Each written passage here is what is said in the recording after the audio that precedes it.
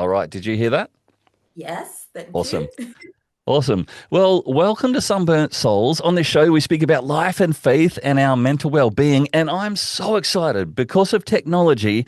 I get to speak to my sister in the UK, who is a GP with a mental health focus and so much insight into what it's like to live with faith and mental well-being. So, sister, I want to introduce you, but my name is one of those names that people get wrong every time. And I'm looking at your name and it is awesome and exotic, but I'm going to get it wrong. So can you introduce yourself?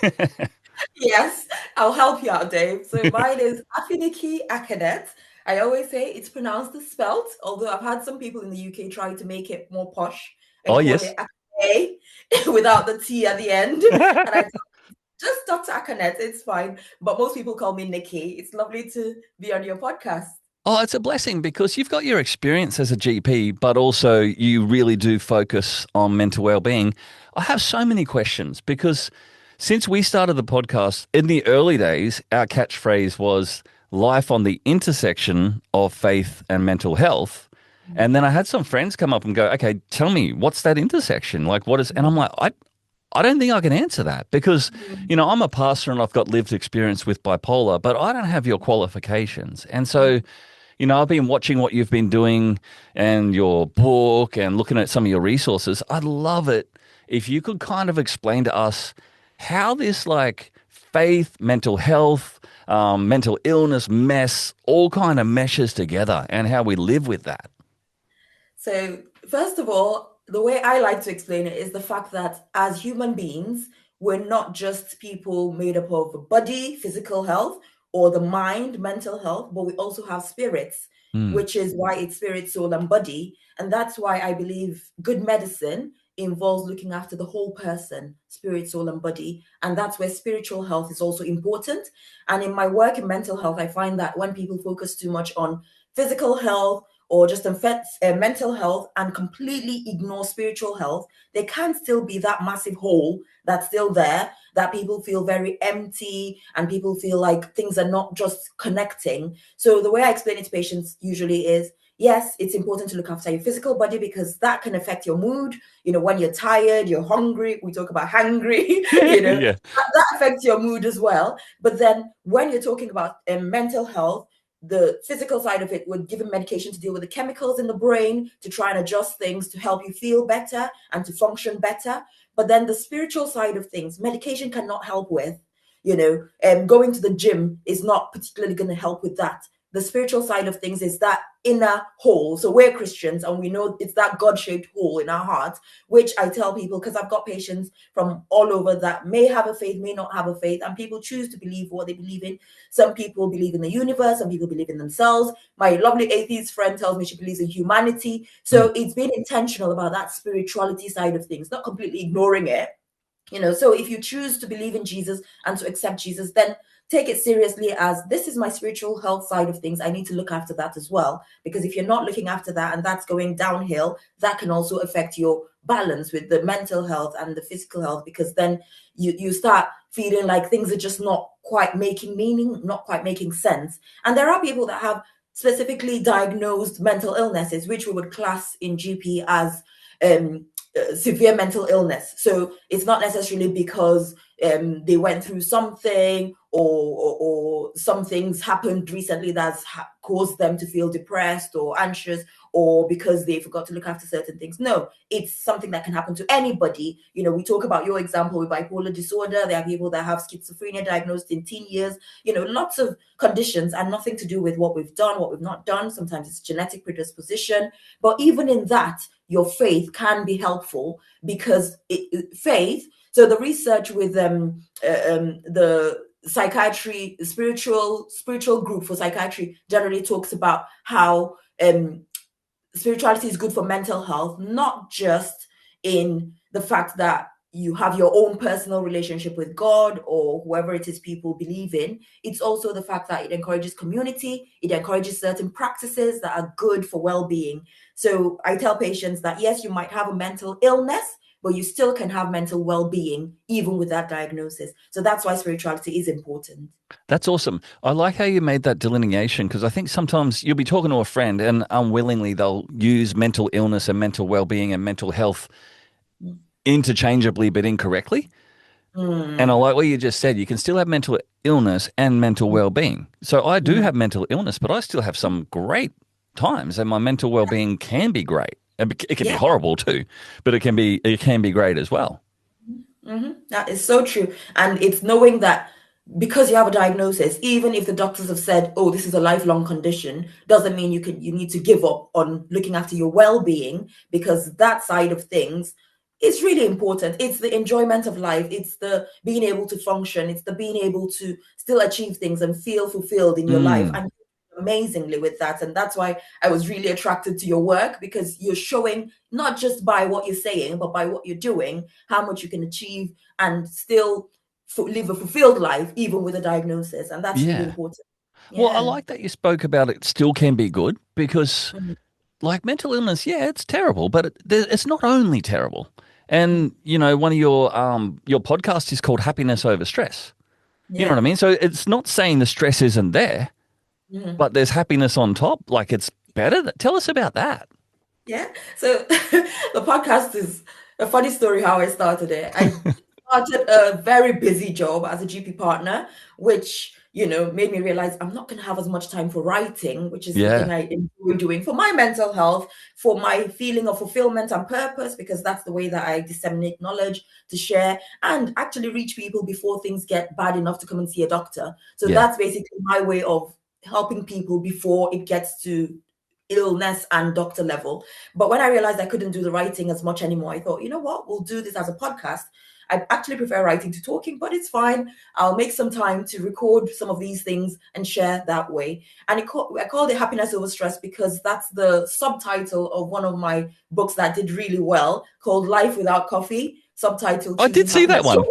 So, I didn't yeah, know so if you'd sell any books about life without coffee, but continue. I know. I got lots of backlash with that. The book just had so many issues. So first of all, the cover of the book had the picture of someone else because I was too shy to put my own face.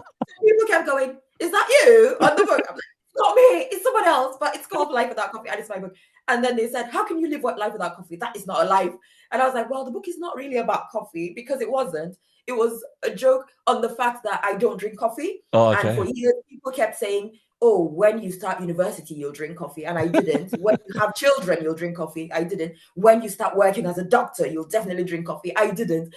When you've got this and that. So Yeah. I've done busy jobs and I still don't drink coffee because I just don't like the taste of it. Yeah. And I've found ways to manage my time and stress so that I don't feel like I need more hours in the day. So the book is basically about time and stress management so that we Yeah. don't feel like we need everything every single hour of the day to be working and to be achieving things. So it did well because people found that it was the simple things. It's the having boundaries. It's the knowing yourself, intentional living. So those are the kinds of things I talk about in Life Without Coffee. The subtitle was Choosing Happiness Over Stress. So I just took the bottom part of it, the happiness over stress, to make it as the title of the podcast. And I enjoy doing it. Now I'm trying to get more guests on it because I feel like I'm getting tired of hearing just my own voice. But Yeah.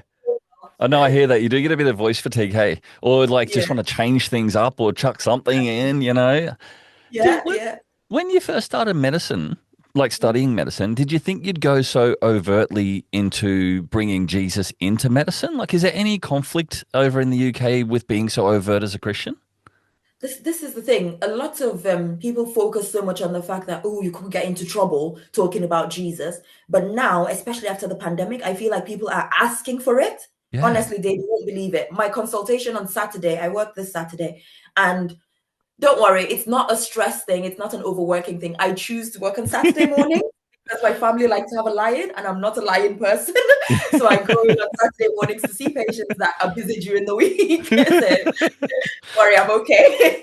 But yeah, I went in on Saturday morning, and this girl I was speaking to, she was off medication, and I asked her, "Oh, did you come off the medication safely? What's been going on?" Because she had a really bad history with her mental health. Things were really bad for her the previous years. I could see what had happened. And I said to her, anything in particular? I was very happy that she was doing really well. I could see she was doing really well, and I could see she was no longer taking the medication, which she confirmed. She had been off it for months and she's still doing well. She came in with her grandmother, and I asked her about it and said, is there anything in particular that might have happened, that might have helped with this? And she said, I found God. She just said that over. She said that, just, Yes. I found God. And I thought, oh my goodness, Then then I said to her, "Oh, are your parents Christians?" She said, "No, they're not Christians, but my grandmother is." And as a Christian, I quickly tweaked, somebody must have been praying. I just Yeah. looked at grandmother and smiled. But when you just think, oh my goodness, people are hungry for God, people need God. Yeah. And there are conversations I've had where I don't even particularly want to talk about spiritual health, but then people bring up, I don't know whether people have heard I'm a Christian doctor, so maybe that could be it as well. Mm. They bring up and say, so when I've talked about something like their diagnosis or their possible investigations for possible diagnosis, they say, oh, and doctor, I pray as well. And then I encourage them and say, you know what, it's good because that will help with your faith, that will help to reduce your anxiety. And people want to talk about these things. I've never had anybody complain about the fact that we've talked about that. And generally it's about bringing it in sensitively and in the right way, because even psychiatrists will tell you that's part of the mental health consultation. So when we talk about the things that help you to feel stronger, to help you to feel hopeful, you need to talk about what are their sources of hope, their sources of strength. And for a lot of people, it's their faith. And in this country, because people generally like to feel like, oh, two things you don't talk about, religion and politics. Me coming from Nigeria, we talk about faith, whenever, wherever, when something bad is going on, you talk about, we'll pray to God about it. I'll pray for you. It's part of our language, which sometimes you think it can be taken for granted because people just talk and sometimes they're not walking the walk. But I just realized, because I trained here, I know, yes, there's a time and a place for these things. And when it's appropriate, it's a disservice not to do that for the patient. Because when we're talking about your life and your challenges with your mental health, I've seen patients who are struggling financially, especially in the current situation. They're talking about how they're getting thoughts of wanting to end their lives. They're so depressed. They can't talk to anyone about it. We talk about all different things that they could do. Have you spoken to Citizens Advice about debt management? Have you tried this? Have you tried that? We've talked about medication. We've talked about lifestyle changes. And then people are still finding, I've done everything. I just feel so hopeless. And you're asking, okay, do you have a faith? That's a question I would ask to bring it up. And if the person shuts it down and says, you know what? No, I don't, and I don't believe in those kinds of things, then we move on and we talk about something else, because it's not for everyone. But if Yeah. the person is open to it and said, actually, I used to go to church as a child, I think maybe it's a good time for me to go back to my faith. That's a great conversation to have with your doctor, because they go out leaving feeling like, oh my goodness, I can't believe the doctor was a Christian and she Yeah. talked to me about this and that. Or even when I worked in psychiatry, give some people a diagnosis of dementia, and they're feeling very hopeless and thinking life is horrible. They can't believe they've worked all these years and then now they're about to enjoy their lives. Suddenly now they've got a diagnosis that is possibly life-changing. And then I ask them, do you have a faith? And they mention, actually, I'm a Christian. And I'm able to have the conversation with them as a Christian doctor about, you know what, in everything, all things work together for good for those that love God. God Come is still on. with you in all this. And they go out feeling so amazed. I've had patients come back and say, oh my goodness, it's like she's a changed person after she saw you. She's taking it completely differently. And then I'm thinking, it's nothing to do with me. It's just Yeah. God in the situation. And I love being able to do that as a doctor and as a Christian. Oh, I love that, sister. Over here, my friends are sick of me saying it because I tell them all the time, everybody's in ministry, not just us pastors, not just those that are at the front of the chaplaincy. It's every one of us. And what you're doing is ministry. You're ministering to the people that God sent to you. It's so cool. Were you a Christian when you came over from Nigeria? Yeah, so thankfully, I grew up in a Christian family, but then I know that that doesn't make you a Christian, which is Yeah. something that I try to teach my children and to tell young people about. It's not your parents' faith, it's your own faith. So I gave my life to Jesus in Sunday school as a child. When you hear about Jesus and you get convicted and realize, actually, I want to follow this Jesus, I want to make my own personal commitment. And then the number of times as a child when you go to church again and you remember you did something naughty and you give your life again to Jesus all over again. So we all have those Christian child giving your life to Jesus 10 times as a child. So I don't actually have a specific date when I gave my Yeah, life yeah. to Jesus. I did it as a child. But a big turning point for me was when I came to the UK at 16. I realized my parents aren't here. I could do whatever I want. I could decide never to go to church again. I could decide to just forget about Jesus and live life the way I want to. There were lots of people who were living in different ways to what I was brought up in. And also interestingly, I never got baptized in Nigeria because I was scared of the water. It's funny, Dave. They used to do it in a river, and I just kept thinking, I don't want to go in that river. I never Get got washed away. baptized. I know. And then when I came here, first thing I did, found a church because I love Jesus and I did want to keep following Jesus. And I had a personal faith. I would read my Bible by myself, not just my parents telling me to read my Bible. So I found a church, and the church leader explained that they had baptism classes, and then they wanted to do baptism, a whole baptism morning for people that were interested in getting baptized. And because I noticed, oh, it was in a nice swimming pool, I can't possibly drown. It's quite clean. It's all right. Put my hand up. This is terrible. Obeying God with conditions. Yeah. So I agreed to be baptized. And I think that was a big turning point for me. It was my own faith, my own journey. And that's kind of how, I know we're going to talk about books later, but that's kind of how that story of Joseph was so relevant for me, because he came to a different country as a teenager, and it was down to his own journey with God, his own faith. There are no parents there to tell you what to do, no family support there. And that's kind of my own journey with Christ. So it's become such a personal thing. It's not my family are Christians, or my that's the only thing I know. I've had opportunities to talk to Muslim friends, atheist, Buddhist friends, and I've explored other things, but I know that Jesus is the way, the truth, and the life, and that's why I stick with Jesus. Also, coming from the north of Nigeria, where there's a lot of persecution for Christianity, it wasn't a case of being a Christian because you just had to choose one religion or whatever. It had to be something you genuinely believed in, because you could die for it. So there were times when you would go to church, coming back, you'd be seeing churches were bombed and people killed for their faith. So you had to really know whether this was something you believed in for yourself. And I love Jesus. It's my faith. He's proven to me over and over again that he's real and he's true and he loves me. So it's really my faith. Yeah. I was talking to a friend who works with Open Doors, ministry to the persecuted church, and he said that Nigeria's ramped up again over the last couple of years. It has. It's really sad. And sometimes it affects my mental health when I wake I up in the bet. morning, see messages from my family about places that have been burned, people that have been displaced. So my grandmother's house, people used to run away from there, attacked villages, and come and end up in my grandmother's house. So sometimes through my charity, we help them to be able to feed people and maintain themselves until they're able to go back and find somewhere safe to stay. Children having to be displaced out of schools, they can't carry on with their education. Even growing up, I remember in the 90s, there were times when schools would just be closed in the middle of the day. You'd all have to leave. And my uncle was a general in the army, so we'd all have to run to his house. And for us children, it was just like, oh, nice, sleep over, play dates, fantastic. But then later, growing up, I realized, oh my goodness, those were times when there were riots, religious riots, where there were killings and things going on. But growing up like that just makes you really decide: is this faith worth it? Is Jesus worth it? Is it my faith, or is it just a thing that we're just doing out of culture? And yeah, it really strengthened my faith. Man, what's powerful is when I hear it, I'm trying to picture it, but when you tell the story, you're picturing the village, grandma's house, the general's house. You know what I mean? Like it's actually one step away. That's really intense.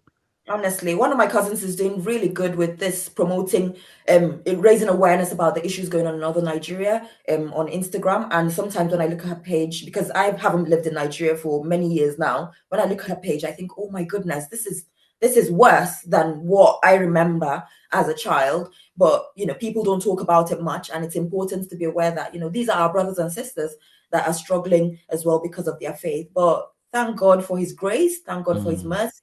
People are still strong in faith, still worshiping, still praising. Happiness over stress, even in those situations. Oh, They say Nigerians are some of the happiest people, even in spite of all of this. It's amazing. It's it's the joy of amazing. God. Yeah. And then for you to come at 16, like that's quite a young woman. Like that's really early. So no wonder you resonate with Joseph. I see behind you, you got your book, The Favorite there. Or favorite, not The Favorite, just the word favorite. Tell us about that. Yeah, so it's the newest one, hey? The newest one, yeah, it's coming out next month, 3rd of May. But I for a while I had the idea of writing that book, and I kept thinking, oh, everybody knows the story of Joseph. What's the big deal? But I haven't got that much time really, so I can't start writing something that's not worthwhile. But I had a dream actually convincing me to Isn't write that it. great? I actually had a dream. I know. I was like, oh my goodness. So I started writing it, and it was something I enjoyed writing because I realized that I did have a different perspective to bring. It wasn't just the writing the story of Joseph because it felt similar to my own story or because it encouraged me. It was also coming at it from a medical point of view, talking about the mental health lessons we can learn from that, teaching Oh, people cool. resilience from that story. I brought up a lot of issues to do with family dynamics as well, parenting, the idea of having a favorite child and what it does to the other siblings, and the whole dynamics when children become adults, and now you don't have to be close to your siblings anymore. It's your choice whether you want to be close to them or not. And then how Joseph dealt with everything that happened to him, the betrayal, the unjust imprisonment, and the fact that he just had a spirit of excellence throughout in spite of everything that happened to him. So there are lots of lessons we can learn from that story. And then Yeah. the mental side of things is just an added bonus. And then I did some practical tips as well for people, which I'm really excited for people to read, and give some reviews, please, so I can improve everything. Is that going to be available paper, ebook? Or is there audio as well? So hopefully audio soon, but then it's ebook at the moment to pre-order on Amazon. The paperback will be available from the 3rd of May. So it's paperback Nice. and hardback. So we've done one step extra. So if you like hardbacks, then Yeah. you've got hardback, paperback. And it's not too long because my first book was like 100,000 words. And I kept getting told off for writing too much. It's so big. I'm thinking that is the point of a good book. You enjoy a book for ages. But people kept saying, you know what, they just want something nice and short that they can get through. So this is just the right amount, I think. I've had somebody came to see me yesterday and gave me a really good feedback about the book, because some of the children, so I run a Bible club in my house for children, and they come on Sundays, we do a Bible story, we do some songs. And the story of Joseph is a long one to try and teach in an hour. So I'm going to write this book. So I dedicated it to the Bible Club children. So Oh, they've all got cool. it in advance. So one of the parents read it and was telling me how great it was, which was really encouraging. Oh, I Thankfully. love that. I Yeah. like games, and I should have asked you beforehand, but the first listener that emails you and introduces themselves after listening to the podcast, I want Sunburnt Souls to pay for you to send them a signed copy. Can we do that? Oh, yes, So please. whoever the first listener is, so they don't know it's going to happen yet until they get to this part. So it's the early risers.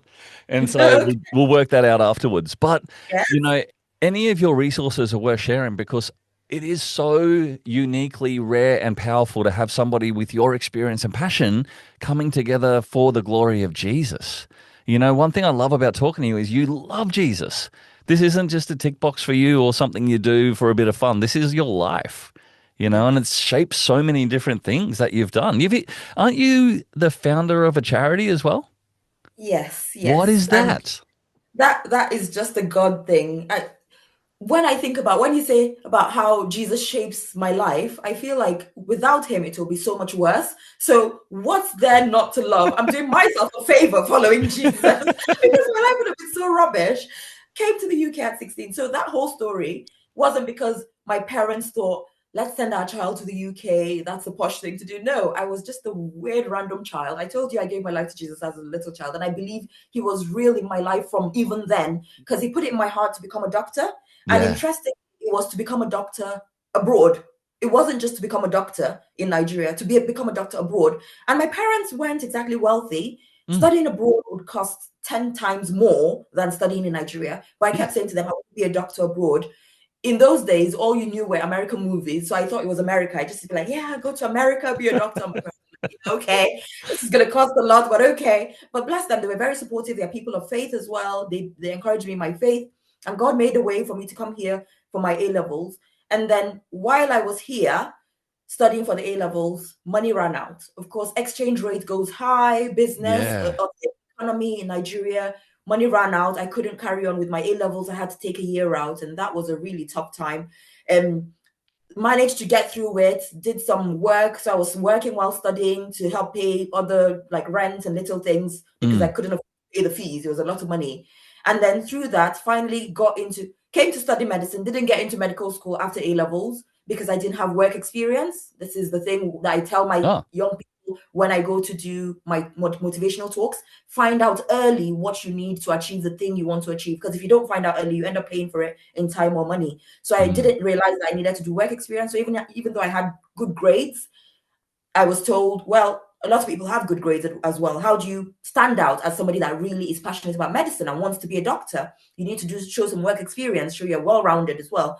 So bless him, the man who I went to see at the university admissions, because I was so distraught thinking, I'm so passionate about medicine. I've always wanted to be a doctor. Why wouldn't you accept me? He said to me, you've got the grades, but you know what? Lots of people have got the grades, have got lots of other things to show that they're passionate about medicine. You haven't got that. I would advise you to study anatomy, for example, to help you so that when you finally get into medicine as a graduate, then at least it's easier for you. So I ended up going to study anatomy as my first degree. My poor parents having to pay for a different degree that they didn't budget for, paid for 3 years of anatomy degree before I went on to study medicine after that as a graduate. So in that year, when I finally got into medicine, money ran out again because I couldn't pay my fees after the first semester. I couldn't renew my visa to be able to carry on with my course. And then I had to go back to Nigeria. So it was in that time in Nigeria, tearful, after 7 years in the UK with no medical degree to show for it, tearful, waiting and trusting God for the money to be able to pay and go back to university. I started writing my book, which is how I ended up writing the first book, Fortitude, and then started going to schools to try and promote the book and realized that people were just, so engrossed with the idea of, I just want to be wealthy. I just want to be rich. They used to call it, I just want to hammer. I just want to work in so and so place. Oh, yeah. That kind of idea of corruption of, I just want to get there so I can get money. And I started talking to them about having purpose for your life and being intentional about how you're going to contribute to society. So not just, I want to work in this place to make money. What exactly are you going to be contributing to society? So that's how Forte Charity started. So I started going to schools to give the motivational talks, and I started going to my uncles who had money to ask them for money to get books for children who really wanted to read but couldn't afford it. So we started setting up, helping to stock up libraries in some schools, getting furniture for schools where some of the villages, the children were sitting on the floors to study even outside under a tree. So we would raise money to do that. So I started with chasing my rich uncles and then came back to the UK, thankfully, after 10 months, went back to medical school. But the medical school said because I'd been away for 10 months, I had to start all over again. So I lost a year of school and had to go back again. But that was all worked out for the best. But that's how the charity started. And it was just God's work, really. Funny how he just brings that, gold out of our worst times. Some of the people who speak about you said that your core message is to keep going even when life is hard. And I think that's so evident just in what you shared, the medical side. And you're not talking short times, like years and then another degree, like 7 years together. Like this is long, and that's quite amazing. I don't know, I really like hearing about your life. I think the Lord is using you. If you could, I don't know, project and look into the next 5 years, what are you dreaming about? Because you don't seem like a woman who's just like going to tick a box and go, I'm done now. Like, what are you dreaming about for the next little bit? Well, this is the thing that I am trying to do, that I challenge others to do: keep dreaming. Because I feel like everything I've kind of set my heart to do, I've achieved. Everything I've set my mind, by the grace of God, I've achieved. And I'm thinking, okay, what's the next thing, Lord? What's the next thing, Lord? Because really, the things that I thought I wanted for myself. So I wanted to move to a nice area, to put my children in good schools, to be able to give them the life that they're living now. God has helped us to be able to achieve that. We're doing our dream jobs that we want to do. So I'm not feeling like my job is controlling my life. I'm feeling like I have autonomy through my work because I've reached a certain level in my career. And God has answered all those prayers and he's done those things. So a lot of the things now that I pray about are more, God, what's the next thing you want me to do? Help me to hear you clearly and obey you promptly. And as we grow older, I feel like the challenges that God gives me now are more faith challenges, things that I'm thinking, oh, really, can this actually happen? And I find myself asking God for forgiveness for things like, oh, I'm sorry I didn't believe. I'm sorry I worried. I'm sorry I doubted. Because God says to me, after everything we've been through, Nikki, are you really doubting that I could do this? Are you really doubting that this can happen? So the kinds of things that God is putting in my heart, for other people might feel like, what's the big deal? Everybody does it. But for me and my personality, I'm not very good with publicity and Yeah. putting myself out there to talk about things. That's a big challenge and a big push for me that I feel like God is pushing me through for the next phase, to try and get out there more, Mm. speak out more, reach more people with the message, with encouragement, with inspiration. And I think that's basically what the next few years is going to be about. Through the writing, through the speaking, and through my work, because it's not that I have a particular next step I want to go to with my career, or next step I want to go to with my books. I don't actually have any book I'm working on at the moment, but I'm just waiting to hear what's the next thing you want me to do. So the thing he's got me doing right now, I'm just focusing on doing it well. So this is the thing in my hand right now, which is favorites. I'm like, okay, this is the one in my hand right now. Help me to promote it well enough. Help me to speak about it and give the message that you want Mm. people to hear from it, and lead people back to you. Because at the end of the day, that is the best thing you can give to anyone. Jesus, the gospel is the good news, and we can polish things round and round and talk about things in all different ways. My greatest desire is for people to be living their fullest life and being the best they can be. But the best they can be, really, yes, I can help them physically to be fit with great cholesterol, great blood sugar levels, and feeling like they can do everything they want to do physically. I can help them to be feeling mentally great, taking their medication and not having any relapses for ages. But then spiritually, if I can do that as well, where people are feeling like, you know what, I have purpose and meaning in my life, that would be amazing. So yeah, it's just quite a journey at the moment. I love that. I'll be praying that speaking opportunities open, that podcast opportunities open, because I think what you have is what people are salivating for. Hope in the brokenness, and an opportunity to move forward in their life and get inspiration. It's good. It's good. Thank you. I hate this time of the podcast because we nearly have to wrap up. But beforehand, so I always ask our guests to pray on the way out, which I know you're going to be keen for. But before, do you have any last thoughts that you would love to drop on us before we pray? So yeah, I think something I want to say specifically for people who are struggling with their mental health and have a faith as well, is for people to remember that yes, God is all powerful. God is sovereign. He's not a genie, which is the thing I say to my children that come to Bible club. It's not, I want this, you must give me this. I won't believe in you anymore if you don't give it to Yeah. me. He is sovereign. He is almighty. And if he's allowed something to continue to happen, let's keep praising. Let's keep giving thanks in all things. Let's keep trusting that he is able to work it all out for good. And because we're accepting that, you know what, God has allowed this to happen, doesn't mean that he can't heal, doesn't mean that he can't save. It's like the three Hebrew boys. They said, whether he chooses to Mm. deliver us or not, we will still trust him. So I want to encourage people, still keep trusting, keep walking through that fire, and he will show up. He will be with you in the fire. He might decide to take it all away and you'll be completely healed, because God still heals. He can take it all away. He can give you complete healing Mm. and complete.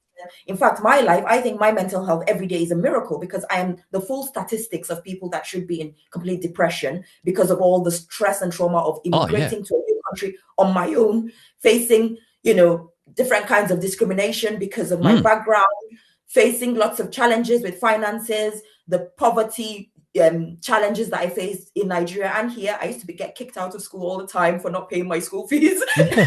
all those kinds of things. Yeah. But God decide to turn it around and make it that your story that you think is a problem, is a challenge, can become your testimony that leads others to him. And even when you don't think that God is doing something about it, there are lots of people watching and being encouraged by your faith, by your joy, by your perseverance through the season. So God sees the big picture. We only see in part, but he sees the big picture. So be encouraged. Keep praising. My other book, Prayer and Praise, it's all about, the power of praise. Just keep worshiping, keep praising, because he deserves our praise. He deserves our worship, even in the hard times. And he will definitely show up. Yeah, I love that. It has been a delight hanging out with you. Thank you for coming on Sunburnt Souls. I really appreciate it. And I know I'm picturing my friends already listening, going, sending me texts going, Dave, good one. That was a good one. If you could finish us by praying, that would be so, so great. That would be a pleasure. Thank you so much, Dave. Lord Jesus, thank you so much for being with us in this conversation. Thank you for helping us to say the things that you want people to hear. Lord God, I pray for everyone listening, whatever it is they are struggling with, let them feel your arms of love. Comfort them at this time and strengthen them. I pray for healing, oh God, for those who are struggling with their health, because you are Mm. Jehovah Rapha, you are the healing God. Lord, we pray for those who are struggling to find hope at this time, that you will just let them know that you're there for them, that you love them and you care. Father, we pray that as people continue with their search for meaning, for search for hope, in their search for what you want them to do with their lives, Lord, that you will make things clear for them, that they will see even through whatever challenges they're facing, that you have a purpose and a plan for their lives, and that they will fulfill it joyfully and with your peace and with your favor in Jesus' name. Amen. Amen. All right, I'll just quickly stop that.